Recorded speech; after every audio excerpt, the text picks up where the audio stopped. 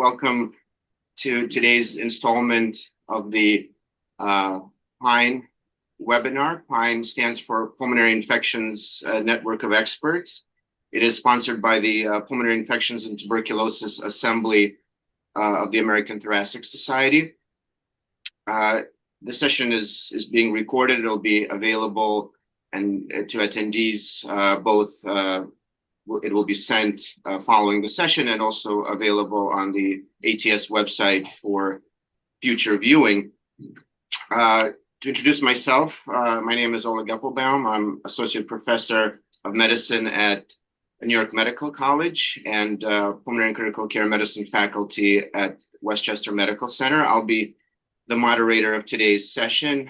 I will be doing my best to monitor the chat for any questions that may be posted there for raising with our expert discussants.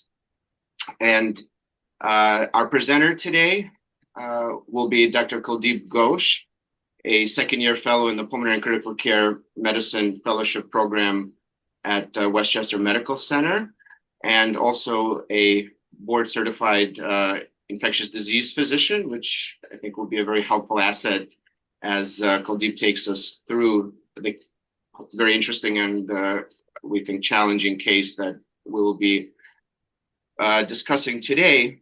And finally, to introduce our expert discussants. Today we're very pleased and honored to be joined by Dr. Joanne Young, a transplant infectious disease physician from the University of Minnesota, a professor of medicine in the Division of Infectious Diseases and International Medicine in that institution. Joanne will be providing the infectious disease angle of the expert commentary for today's session. And thank you, Joanne, for joining us in the middle of what I'm sure is a very busy day. And likewise, very honored to be joined by Osnat Straichman, a transplant pulmonologist from Rabin Medical Center in Petah Tikva, Israel. And Dr. Straichman will offer us the pulmonologist perspective on the case that we're about to hear. Quick disclaimer, we're not going to be discussing a transplant patient, but I'm sure that both of our transplant-minded expert discussants will have a lot to offer to the conversation. So with that, and without much further ado, I turn it over to Dr. Ghosh for launching the case.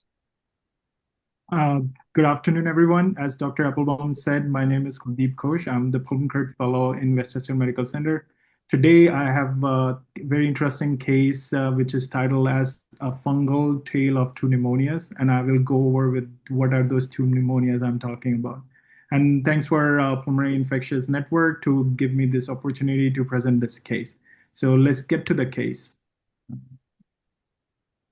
Yeah, so we have a 45-year-old female who presented to our institution complaining of cough and shortness of breath with minimal exertion for last 1 month.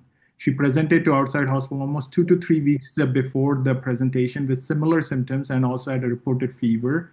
At that time, she was admitted to ICU, treated with piperacillin tazobactam, was discharged with 10 days course of clindamycin and levofloxacin. Her symptoms initially improved, but after going through the course of antibiotics, her symptoms came back and were worse. She continued to have green-colored sputum, mentioned also about significant amount of weight loss, like 20 pounds in last 3 months, but denied any kind of hemoptysis or any other respiratory symptoms. So on her background, past medical history includes alcohol use disorder, but she had not drank alcohol for the last 4 years. She had decompensated liver cirrhosis with esophageal varices requiring banding in the past. She had interstitial cystitis. From surgical standpoint, she had cholecystectomy in the past, and she had bilateral breast implants placed like 20-something years ago.